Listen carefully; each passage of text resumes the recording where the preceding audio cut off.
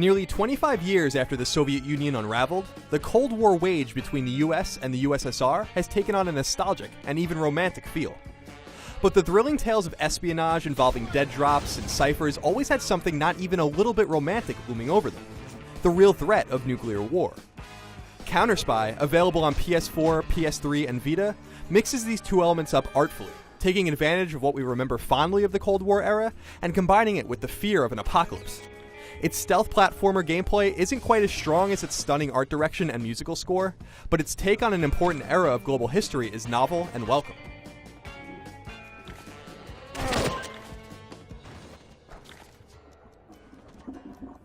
There's an old saying about history, that it's written by the victors. The beauty of CounterSpy is that it doesn't predicate its story on the historical outcome of the Cold War. Instead, it throws us right into the middle of the conflict as an agent of a neutral organization known as Counter.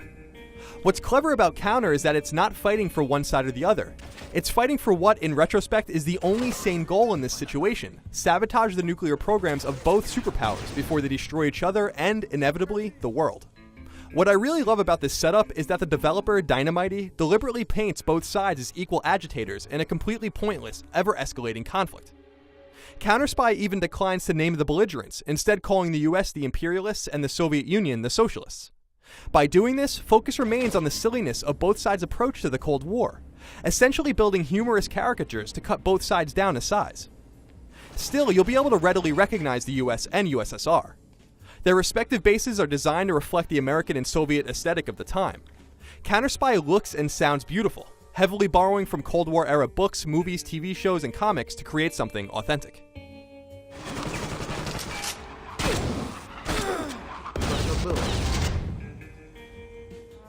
CounterSpy is built in the same spirit as Super Metroid, Castlevania Symphony of the Night, and Shadow Complex, but in super bite-sized morsels that total around 3 or 4 hours, which is a welcome change of pace. The socialist and imperialist bases aren't two different environments for you to explore. You'll actually infiltrate various procedurally generated bases over and over again, combing them for precious launch plans, as well as weapon blueprints, skill formulas, and cold hard cash. They'll either be manned by Americans or Russians, with walls adorned with propaganda and flags fitting the side, but otherwise the missions play out the same regardless of which side you're infiltrating. Missions typically take no more than 10 or 15 minutes each, and involve the shadowy agent you control slinking through bases, killing soldiers as he goes, collecting as much as he can from the environment, and getting out before things get too hairy. Some might prefer a meatier experience here, but I liked how CounterSpy strayed away from massive maps and dozens of hours of gameplay for something more bite-sized. There are plenty of Metroidvania games that have real substance. There's also room for tinier games like CounterSpy. Gunplay is unique in CounterSpy, but it's also quite finicky, with controls that are sometimes pesky to nail just right. It's a side-scroller at heart, but when you take cover, your perspective changes. How you engage with foes will determine how they react to you. For instance, being quiet and using a silencer on your pistol will allow you to pick off enemies unawares.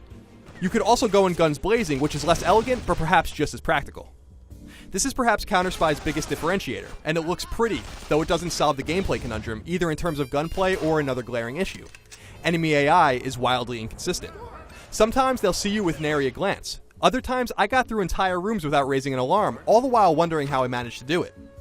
These AI inconsistencies and wonky gunplay don't ruin CounterSpy, but they do diminish it, especially as difficulty ramps up in later stages, and as you try to chase trophies and beat harder difficulty settings.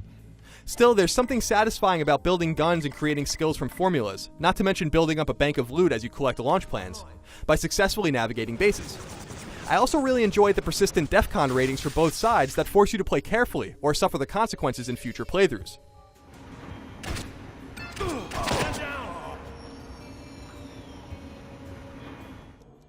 I like CounterSpy for its excellent atmosphere. The art, sound, and music are all impeccable and deliver a bona fide Cold War-esque experience. The story, one of neutrality and equal contempt, is also admirable, welcome, and unique. Its 15-minute gameplay chunks are fun, but they suffer from occasionally frustrating controls and AI that seem inconsistent from one stage to the next. For more on CounterSpy and all things virtual espionage, keep it on IGN.